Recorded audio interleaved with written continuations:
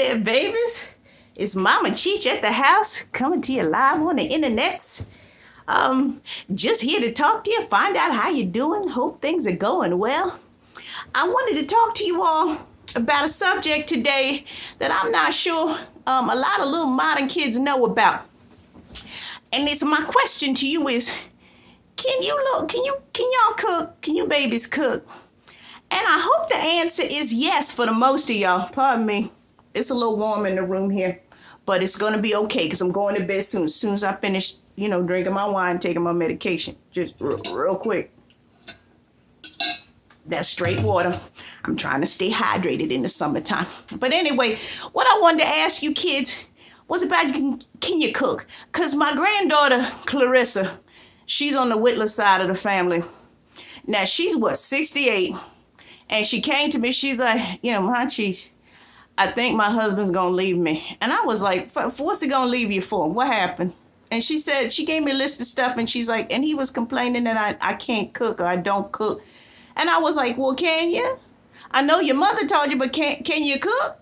And she's like, well, we have money, so we eat out and what. And I was just like, oh, I don't know if people heard the saying, a way to a man's heart is through his stomach.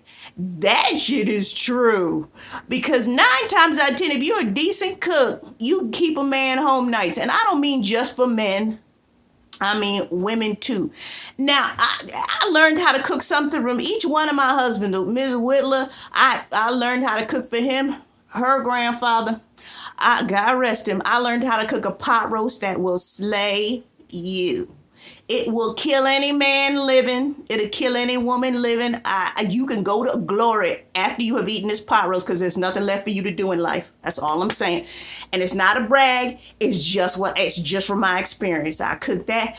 I learned how to cook chilaquiles for Mr. Gomez. I learned how to do the matzo ball soup for Mr. Rothenberg. I learned how to cook. What was I got not so good. I did sushi with Mr. Mitsubishi.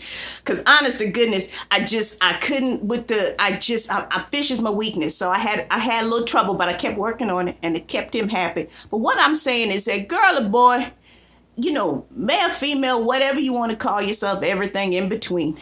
You should cook because cooking is part of self-care. Cooking for yourself is part of self-care. Now, I know sometimes you're in a hurry and you just want to do like the ramen and you think cooking is, I put an egg in it, or I put some peas in it, or I cut up some green onions, put that in it. That's fine most days. But for yourself, you really should get into the habit of cooking for yourself. It shows self-care. Also, if you're interested in somebody else, you can invite them over for a meal and have your signature dish. You don't have to learn how to cook everything well, but you should at least have a signature dish. Learn how to bake a chicken. Learn how to make a pork chop. Learn how to make, a good salad that can accompany a piece of meat or a piece of fish, or even if it's tofu, a brick of tofu. Because I admit, a lot of vegetarian stuff, I have a hard time cooking, but I've been to some vegan restaurants and the food is really good.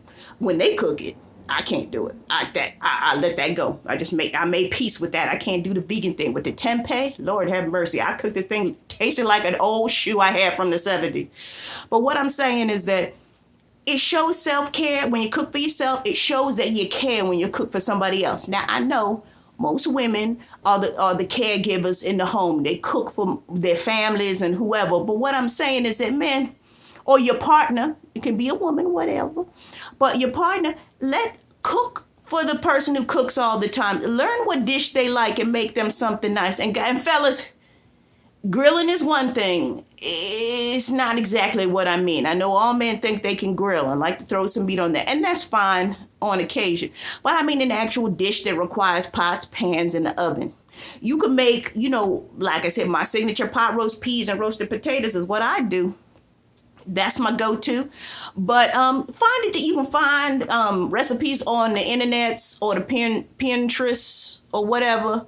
But show that you care for your mate or care for somebody that you even want to see by cooking for them. It's not that hard. If the person always cooks, if your wife always cooks, why don't you take a day a week or something and cook something special for her? If your husband always cooks, you vice versa. Or, your wife to husband, husband to husband, wife to wife, doesn't make a difference. But, just show that you care, because the food is the nurturing part. It's less about what you actually cook, but more about the nurture you want to show your partner. And that, I swear, it will keep a marriage together quicker than anything else. All right, babies. That's all I wanted to say today. I don't have a weed strain for you. I didn't get to the dispensary. But and I gotta take my medication, so I'm gonna sign off now. So you babies, I want you to have a good, healthy, full life. I want you to learn how to cook. And I want you to live your best life out there. So now, you know what I say. I want you to be good, and if you can't be good, be safe. I'll talk to you next time, all right? You have a good one. Don't burn the house down cooking. That's all I'm saying.